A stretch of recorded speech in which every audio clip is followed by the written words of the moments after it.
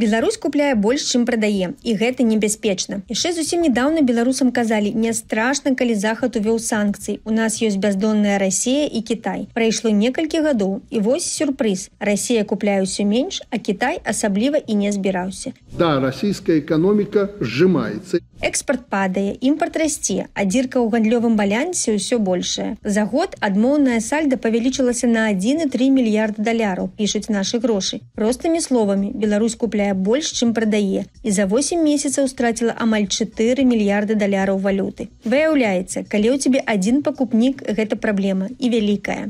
Перед каждым должна лежать шпаргалка. Куда он и сколько завезет тракторов, комбайнов и сливочного масла.